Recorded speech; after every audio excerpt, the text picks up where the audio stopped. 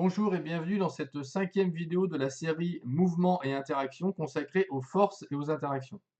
Alors pour commencer, une petite définition, il y a interaction lorsque deux systèmes agissent l'un sur l'autre.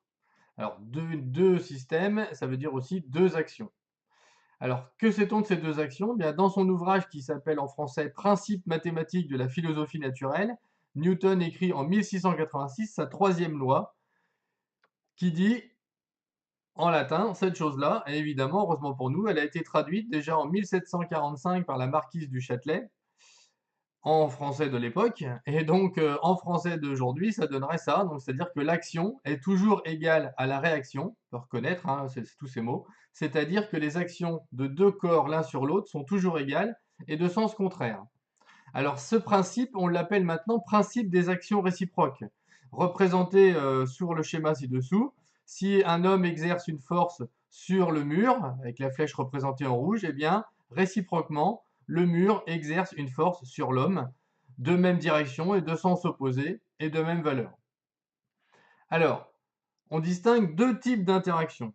Premièrement, les interactions à distance. Alors, comme exemple, on peut citer les actions des aimants les uns sur les autres, les actions électrostatiques entre des particules ou des objets chargés, une interaction gravitationnelle entre des objets qui possèdent une masse, et un exemple, un cas particulier de cette interaction gravitationnelle, le poids, exercé par la Terre sur un objet. Pour toutes ces interactions à distance, les deux systèmes n'ont pas besoin d'être en contact. Attention, elles peuvent être en contact, mais elles n'ont pas besoin. Deuxième type d'interaction, les interactions de contact. Alors cette fois-ci, on peut prendre comme exemple un lustre accroché avec un fil. Donc l'action du fil sur le lustre, c'est une force de contact. L'interaction entre une table et un objet. Donc la réaction du support va être une interaction de contact. Et enfin, ici, cet exemple-là, cette photo, l'action du vent sur la voile ou l'interaction entre le bateau et l'eau. Donc évidemment, pour toutes ces interactions de contact, les deux systèmes sont forcément en contact. Alors, les caractéristiques d'une action maintenant, eh bien, elles sont au nombre de 4. Il y a le point d'application, l'endroit où va s'appliquer la force, une direction, un sens et une valeur qu'on exprimera en newton. Comme le vecteur utilise ces 4 mêmes caractéristiques, eh bien, on va utiliser un vecteur qu'on appellera vecteur force pour représenter une action.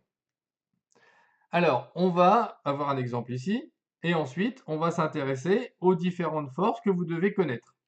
Donc, on commence par les actions à distance, et notamment par l'interaction gravitationnelle. Donc, on a deux systèmes qu'on a appelés A et B, qui ont chacun une masse MA et MB. On va s'intéresser à l'action de A sur B. Donc, pour le point d'application, évidemment, puisque la force s'applique sur B, ça sera le centre de gravité du système B. La direction, représentée par le trait pointillé sur l'image ci-dessous, c'est la droite qui passe par le centre de gravité des deux systèmes. Le sens, eh bien, puisque l'interaction gravitationnelle est toujours une interaction attractive et que la force exerce sur B, elle va être dirigée vers A. C'est la flèche qu'on a représentée en rouge. Et enfin, donc, une valeur en newton qui va être donnée par l'expression suivante que vous avez déjà vue au collège. Donc, on a bien précisé que c'est la force exercée par A sur B. On retrouve les deux masses des corps MA et MB, la distance entre ces deux corps au carré et une constante de gravitation dont on reparlera bientôt. Alors, avec toutes ces caractéristiques-là, eh bien, on peut donner une expression vectorielle de la force. Donc, cette fois-ci, vous voyez, il y a des vecteurs. Donc, ici, on est obligé d'ajouter un vecteur pour signaler que cette force exercée par A sur B, elle part de B pour aller vers A. Et donc, on utilise un vecteur qui va diriger de B vers A, comme le nom l'indique ici. Alors par contre, le vecteur, on l'appelle U ici, puisqu'on va considérer que c'est un vecteur unitaire, c'est-à-dire qu'il ne va pas modifier évidemment la valeur qui est devant, donc sa norme va valoir 1. Alors dans cette expression, comme celle pour la valeur, on retrouve évidemment la constante de gravitation universelle qui vaut 6,67 10 puissance moins 11 newton mètre carré kilogramme moins 2, les masses MA et MB des deux systèmes qui doivent être en kilogrammes. Attention à bien respecter ici les unités parce que dans des relations aussi complexes, si on change des unités, c'est difficile d'avoir le résultat escompté. Enfin, la distance D entre les deux centres en mètres. Et à ce moment-là, avec toutes ces unités-là, on obtiendra la valeur, comme on l'a décidé, en newton. Deuxième force à connaître, qui est un cas particulier de la force précédente, c'est le poids d'un système. C'est l'interaction gravitationnelle exercée par la Terre sur le système. Donc, par exemple, ici, le petit personnage qui est dessiné. Alors, le point d'application, ben, en général, ça va être le centre de gravité du système, c'est-à-dire du personnage ici, sur lequel la force va s'appliquer. La direction, comme tout à l'heure, ça va être la droite qui passe par le centre de gravité des deux systèmes, toujours représenté en pointillé ici. Le sens, on le voit sur l'image, elle est représentée par la flèche rouge. Elle est dirigée évidemment cette force vers le centre de la Terre ici, puisqu'on s'intéresse à la force qui s'applique sur le personnage. On rappelle qu'il existe la force qui est exercée par le personnage sur la Terre, hein, d'après le principe de Newton. Et enfin, une valeur en Newton qui est donnée par la relation que vous connaissez déjà, qui est que le poids est égal au produit de la masse par l'intensité de la pesanteur. L'intensité de la pesanteur terrestre vaut G égale 9,81 newton par kilogramme. Ou on peut exprimer, évidemment, comme pour l'interaction gravitationnelle, une relation vectorielle avec un vecteur poids qui va être égal au produit de la masse, qui est un scalaire, fois le vecteur intensité de la pesanteur, qui va être dirigé selon la direction donnée sur le schéma et dans le sens, évidemment, vers le centre de la Terre. Si on est très proche de la Terre, à un endroit, on va pouvoir la considérer presque comme plane, hein, si on est très très proche, et le vecteur G sera alors vertical.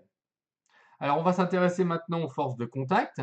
Alors, les forces de contact, il y en a deux surtout que vous devez connaître, mais on ne va pas avoir d'expression connue pour ces forces-là.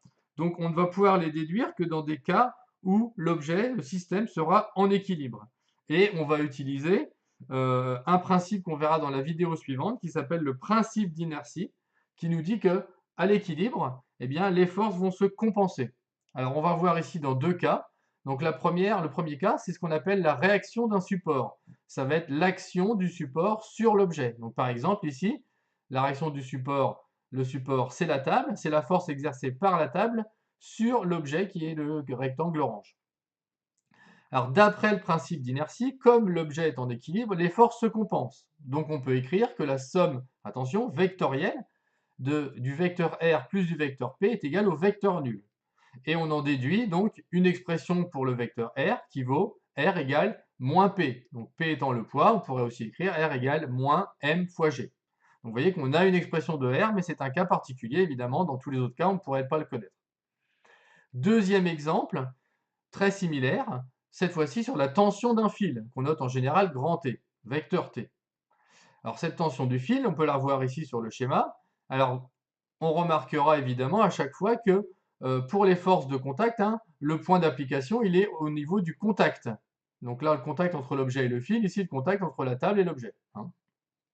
Alors pour la même raison, dans le cas du fil ici, de l'objet attaché, on a, avec l'équilibre et le principe d'inertie, somme des deux vecteurs qui est égale au vecteur nul. Et par conséquent, on en déduit une expression du vecteur t, la tension du fil, qui est égale à moins le vecteur p, qui est le poids. Seulement dans le cas où c'est à l'équilibre.